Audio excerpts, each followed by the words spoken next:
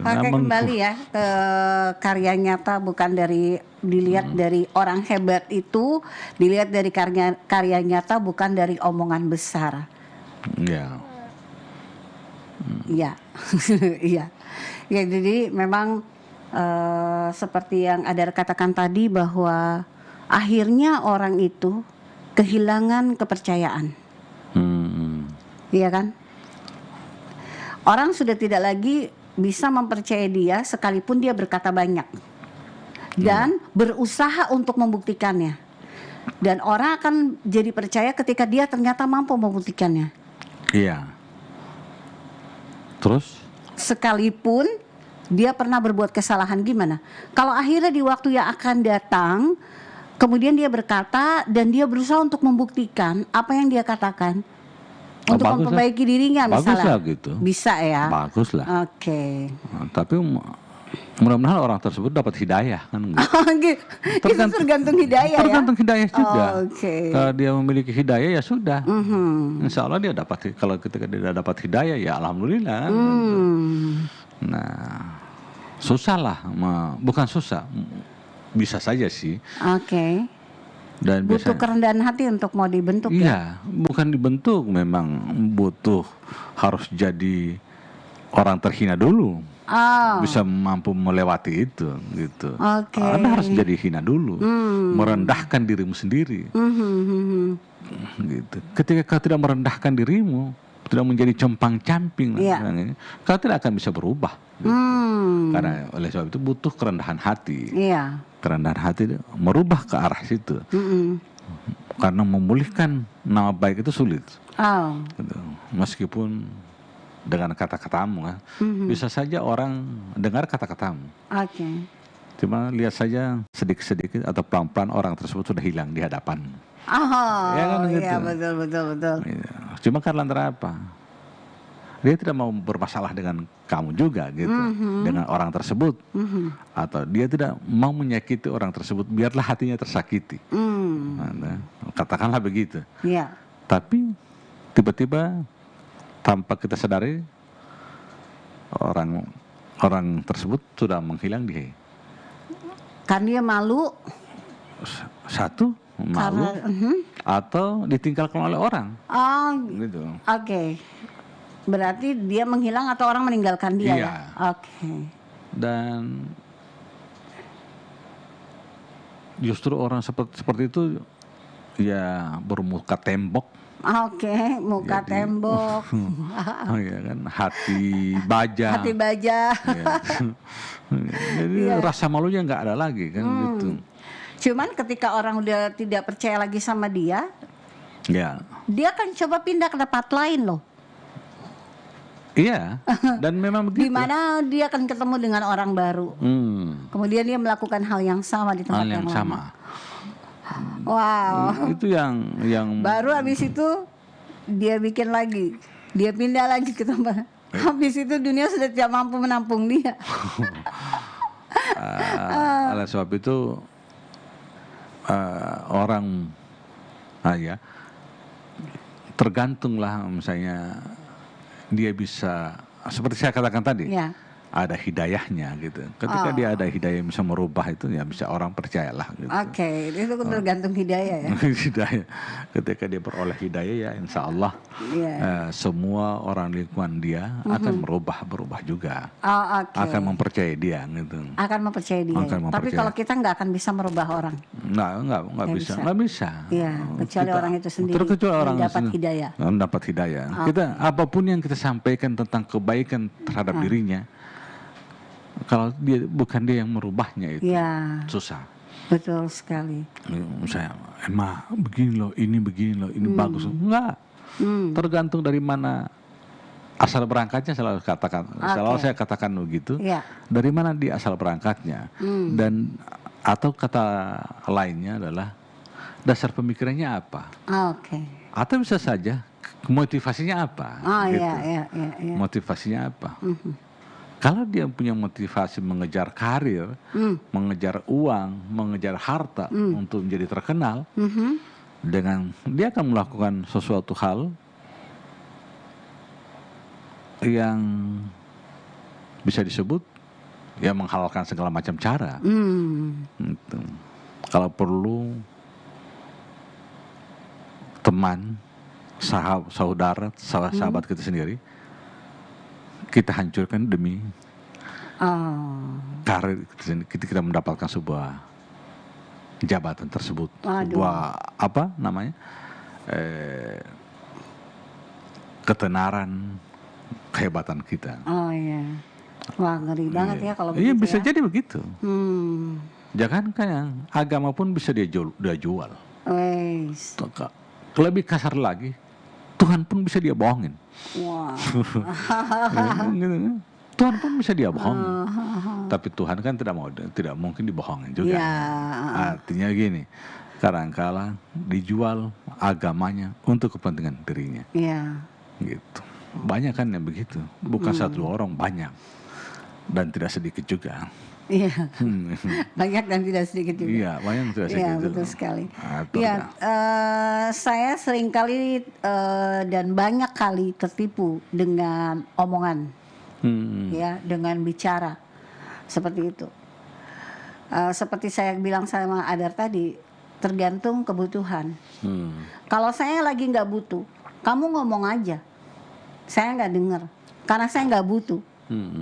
Tetapi ketika saya butuh, maka dia ngomong, gini. Saya rasanya mau ngikutin aja semua yang dia ngomongin. Jadi bunyinya apa? Jadi gini, untuk mencapai juga apa yang menjadi kebutuhan saya juga. Kan jadi orang kan seringkali tertipu. Bukan kebutuhan sih sebenarnya, cuma keinginan kita saja. Keinginan kita ya. Kebutuhan dan keinginan kita kan berbeda. Kebutuhan kita itu makan, minum, tempat tinggal, tidur, itu aja. Iya. Kalau itu kebutuhan kita, kalau keinginan kita menjadi apa? Iya, mungkin di dalam pekerjaan kali ya. Misalnya kita pekerjaan di dalam, misalnya dalam usaha kita perlu sesuatu ya, bukan apa yang kita inginkan gitu ya. Misalnya kita lagi butuh seorang yang bisa untuk melakukan yang kita tidak bisa lakukan. Contoh aja nih ya, marketing misalnya, ya kan. Terus ada orang datang ke saya, saya punya ini, saya punya peluang di sini, saya punya gini gitu. Nah, sementara saya tidak mampu melakukan itu, berarti saya mengatakan saya butuh orang itu, gitu. Nah, karena saya butuh, maka saya dengerin semua ngomongannya. Kalau terus jadi ininya gimana tuh? Jadi saya ngikutin. Kalau saya butuh motor, contoh, saya butuh fasilitas, saya butuh kamera, saya butuh ini. Karena saya juga butuh, saya ngikutin semuanya. Padahal diadakan juga. Padahal belum terbukti apa yang dilakukan dia, gitu. Ya, jadi seringkali ya itu kebutuhan yang seperti Adar katakan tadi, yaitu sandang pangan dan papan ya. Tapi ini kebutuhan dalam pekerjaan, misalnya kita butuh tenaga ini. Jadi karena kita butuh, kita ngikutin semua dan kita mudah sekali percaya dengan omongan besar itu. Akhirnya ternyata kita udah penuhi semuanya, ternyata dia nggak bisa melakukan seperti yang dia katakan. Gampang semua kan? Menggampangkan. Gitu. Menggampangkan semua, dan ternyata itu nggak benar, nggak ada yang ditepati seperti itu. Ya itulah.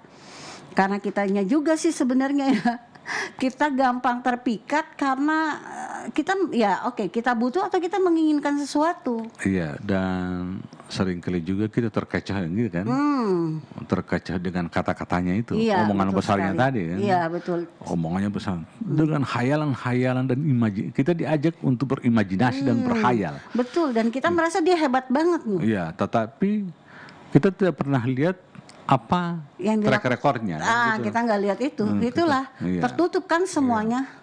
Kita hanya melihat dari apa yang dia sampaikan. Betul. Kita hanya mendengar, percaya saja dengan apa yang dia sampaikan. Tetapi apa yang pernah dia lakukan sebelumnya. atas yang dia omongkan tadi kan gitu. Nah kalau misalnya kita belum kenal dia sama sekali dan sama sekali tidak tahu, ini lebih bahaya lagi kan gitu. Tapi butuh satu kemampuan yang ada di dalam kita untuk bisa membedakan itu. Cuma memang tidak ada kata terlambat yang salah. Kalau seandainya itu sudah pernah terjadi, maka tidak ada kata terlambat. itu menjadi pelajaran besar bagi bagi hidup kita itu dalam hidup ini, untuk selalu berjaga-jaga, jangan sampai ini akan terulang lagi kan. Iya, betul sekali. Kalau itu terulang, ya sama saya lebih bagus kuda ketimbang kita kan, manusia itu sendiri kan. Dia nggak mau masuk ke lubang yang sama, nggak mau jatuh di lubang yang sama. Kalau kita berulang kali ya, ya itulah. Waduh guys, seperti itu ya. Jadi memang ada juga orang yang bisa membedakan, atau mungkin itu karena pengalaman, dia sudah pernah melewati hal yang seperti itu sehingga dia tidak mudah percaya kepada orang yang ngomongannya besar, yang merasa diri hebat padahal belum ada sesuatu karyanya. Nah dari pihak kita ada yang sudah dewasa, dalam arti saya sudah berpengalaman menghadapi orang-orang yang seperti ini. Jadi kita sudah bisa mendeteksi duluan. Tidak juga sih sebenarnya. Kita semua ini sama saja. Cuma kadang kita tidak memiliki filter, dan filter itu dimiliki oleh manusia sendiri. Semua dimiliki. Karena itu. Cuman kita nggak mengaktifkan itu ya. Kita tidak menggunakannya filter tersebut. Pokoknya kita terima saja. Kasih masuk semua yang nggak disaring duluan. Nggak disaring gitu. Padahal kan seperti bagaimana gitu. Seperti apa kan, macam saya pernah menemui, bahkan didatangi oleh orang semacam itu kan. Ya bagaimana? Coba bikin dulu. Satu aja gitu. Lihat, tidak bisa. Dia bikin, tetap tidak seperti yang dia ngomongin. Tidak seperti yang dia omongin awal kan. Kalau cuma begitu, tapi anak jago kan. Gitu. Lebih jago dari mana kita pe anak gitu. Bahasa Menadonya gitu. Lebih jago dari mana kita pe anak. Kalau saya begitu. Nah, tapi justru orang tersebut kadang tadi muka tembok, hati baja, dia datang lagi berusaha mempengaruhi saya. Sudah berapa kali mempengaruhi. Nah, sudah, dia bicara lagi soal yang lain. Nah, sudah, yang mana ini? Gitu. Ya sudah, saya kasih, saya beritahu. Tapi saya sudah wanti-wanti. Ini harus bikin ini gitu. Perjanjian dan sebagainya. Tanda tangan. Tanda tangan. Dia tanda tangan. Sudah 1 bulan, mana ini? Itu cek, selesaikan itu. Yang kau omongin sama saya kemarin beberapa waktu lalu gitu, harus selesai gitu. Kalau tidak, saya berikan waktu. Kalau tidak, Anda akan berurusan dengan hukum. Gitu. Jangan cuma ngomong doang gitu. Dan lihat saja, orang yang banyak ngomongnya seperti itu, kayaknya ada sih. Cuma tidak seperti apa yang dia omongin gitu kan. Banyak sih, banyak ngomong, bahkan dia membuat sebuah organisasi untuk mempermaya organisasi yang lainnya untuk butuh pengakuan gitu. Hanya butuh pengakuan saja. Memperkuat keakuannya ya. Iya, dia buat organisasi sana, organisasi berbagai organisasi. Hanya butuh pengakuan. Nah, kalau saya no problem orang seperti itu, tetapi sulit membuat terobosan-terobosan yang lainnya. Gitu. Boleh membuat organisasi macam itu, tapi siapkan dulu dirimu gitu. Artinya kesiapan mental, termasuk finansial juga. Betul. Kau kuat dulu di situ. Ketika kau tidak kuat, ya. Saya kadang-kala juga mengingatkan anak-anak saya, hati-hati masuk di ruang ini. Dan hati-hati dengan orang. Gitu kan. Hati-hati. Cuma harus positif dulu lah. Jangan sudah semua dianggap tidak baik. Gitu. Cuma hati-hati. Ketika itu terjadi, sudah kita sudah tahu. Gitu. Sudah. Jadi tidak ada penyesalan. Sudah terjadi, ya sudah. Saya sudah tahu kok. Gitu. Tidak apa-apa. Makanya kadang kalau orang macam saya itu sulit. Dan biasanya orang seperti itu, misalnya orang hati-hati itu sulit mendengar, orang hati-hati itu sulit mempercayai segala sesuatunya. Sulit dia mempercayai gitu. Bahkan kalau perlu diterawang dulu. Gitu. Kalau perlu gitu.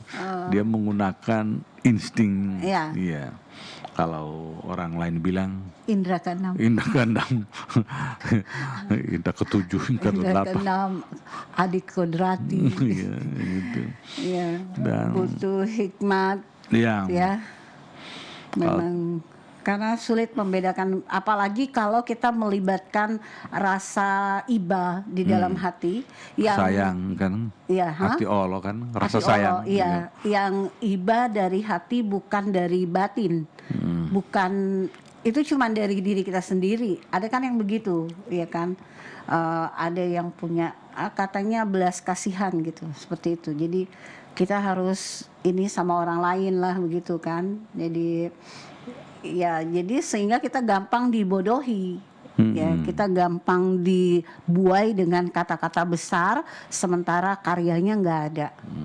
Itu bisa jadi pelajaran, harus jadi pelajaran. Intinya begini aja, bukan mengambil sebuah kesimpulan, tetapi kita memberikan catatan bahwa ketika kita menemukan atau bertemu dengan orang yang omongannya besar, kita lihat dulu apa yang pernah dia lakukan atas omongan besarnya tadi. Jangan sampai dia hanya pintar berkata-kata, tapi kita tidak tahu seperti apa yang pernah dia kerjakan.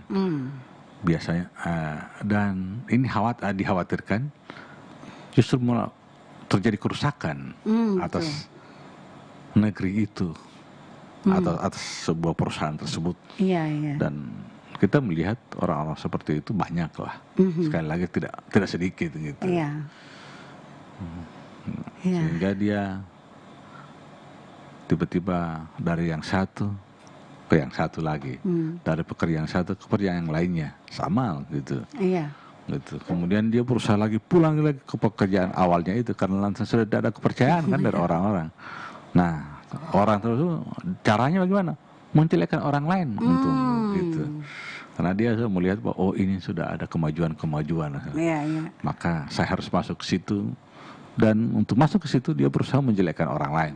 Menjatuhkan orang lain. Seperti yang pernah dilakukan. Tidak ada gitu. Biar ini menjadi pelajaran buat kita ya. Dalam percakapan kita pastinya dalam program Serba-Serbi Kehidupan. Ini tentunya adalah sebuah percakapan ya. Dan bagi Anda yang melihat dan mendengar ada sesuatu yang baik untuk Anda bisa ambil. Iya. Dan ketika Anda tidak senang dengan apa, tidak usah lah. Tidak usah nonton. Ini adalah sebuah percakapan. Dia dialog tentang kehidupan.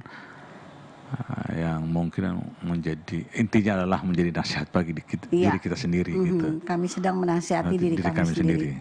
Nah, kemudian cuma kebetulan kami sampaikan melalui YouTube maupun melalui radio ini, Karisma Radio.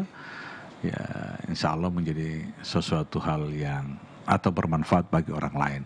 Tetapi kalau seandainya ini terlalu berlebih, mohon maaf. Kalau tidak perlu Anda nonton juga gitu. Tidak ada paksaan bagi Anda gitu.